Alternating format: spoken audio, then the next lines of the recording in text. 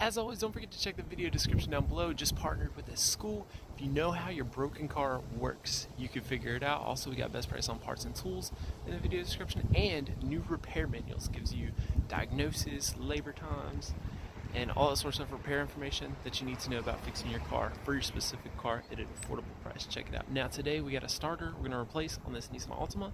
This one's a 1998 with a 2.4 liter. Let's check it out. Okay guys, so first thing you want to do is, you don't have to remove both, but just the negative terminal connector here. And this one's a 13, but if it's the stock one, I think it's a 10 millimeter. You just take it off, twist, or you loosen it, twist, take it off.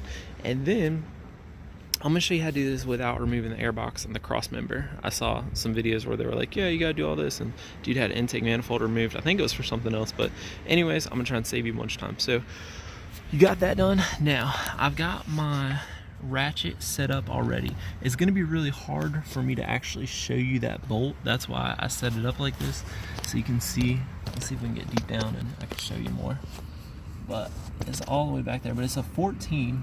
You'll be able to feel it with your hands, and you can see this hole right here is a big old hole. And I was able to, you'll see it's spinning right now. I've loosened it up. Now the other one, I think I can show you that one. There's basically two bolts, and they're both coming from this side. And let's see. You might be able to see it over there. Is that it? It's that. No? Okay. It's, if I kind of stick my finger in there, can I get my, it's, okay, so y'all see that hose right there, and there's a bolt right below it. Now right beside it, I took that one bolt out of vision, but right beside that bolt, there's that bolt. You can see almost like a little semicircle. It's that bolt, and then maybe I can show you the other bolt. No, it's not gonna let me get it in the camera, this other bolt, but if you can imagine, we're looking at the starter, okay, and this is how it's hooked up in there. So that's that one I was able to show you. Just imagine you're coming across a circle and there's another bolt, and if you take an extension and a 14 and you just feel down there, you will feel that bolt. So I'm gonna go ahead and take those bolts out. Actually, no, you know what, now you know where they're at.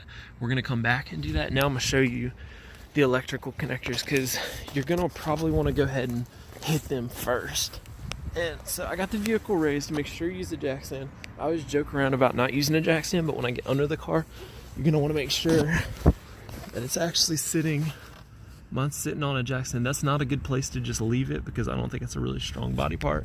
The cross member is a good place. Over there, like in a lift spot, that's a good place, but you're gonna want to raise your jack up and let it down on a jack stand, and then use your jack as like a double redundant protection.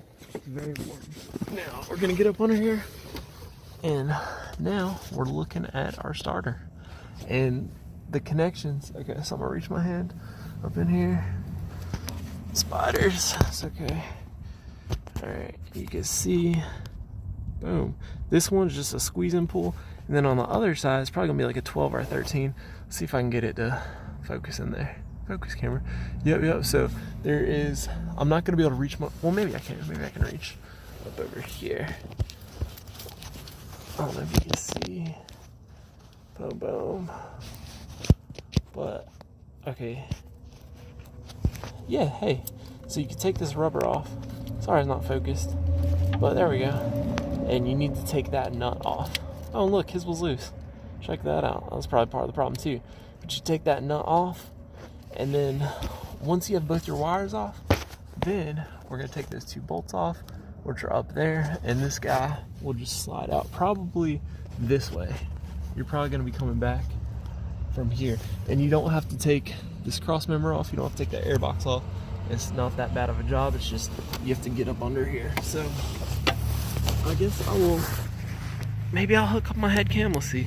I mean, I showed you pretty much everything you need to do. You'll see here in a second. Alright, so it's not fun to get under there with the camera, and you already saw everything, but this is a 12 millimeter socket. It's a little stubby ratchet. I'll leave a link below in the video description for one of these. But yeah, go ahead and just get up in there. It's not too bad coming off. And then I'm gonna go ahead and take these off and just let you know if I had any problems getting these bolts out, what I had to do. And then as it comes down, I'll just make sure it clears real easy, and I'll let you know how that worked out. All right, just for to be extra thorough, I'm gonna show you what it looks like with my ratchet set up on there. Bam! Right there. So that, it was able to break loose from right here. Again, didn't have to take the air box, save you some time.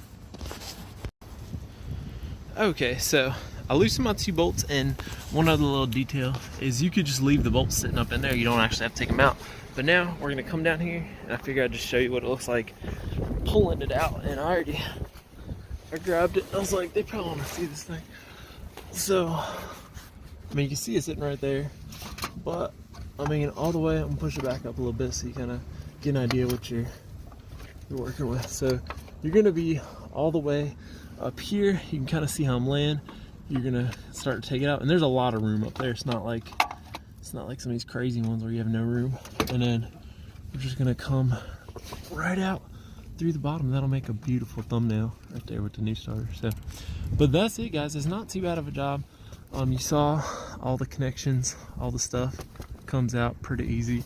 Other than that, just make sure you hook up your battery. Make sure you take the jackson out before you lift it down, and then that's it. So thanks for watching. Again, if this video helps, don't forget to hit that like button and subscribe. Thanks so much for doing that. One of the best ways you can show love to Fixbook is just buy something. Have you ever wondered what kind of shoes do mechanics wear? Well, bam. That's what I wear. I usually wear like all black. It keeps you nice and clean, and then the oxymoron is the white shoes. I think it just looks cool. When I was growing up, I had a lot of friends. We all worked on cars, and we wore a lot of DC. So check those out in the video description below. Thanks for watching again, guys. See you next time. Y'all, one other quick little note. When I started those starter bolts, I figured y'all are gonna have a problem doing that.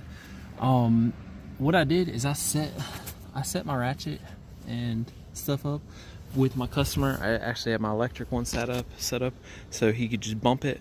I had him come out here. I was like, hey man, can I borrow you for like 2 seconds? He bump, while I sat at the bottom and kind of lined it up and pushed it in, and that's how we started it. So for starting those bolts, if you're not gonna be taking this air box off, you just need one person at the top to kind of help you start the bolt while you're down there, you know, getting it lined up. So just thought you'd want to know that, because you go to put it back on, you'd be like, Jordan, but how? But so there you go. Anyways, that's it. Thanks for watching.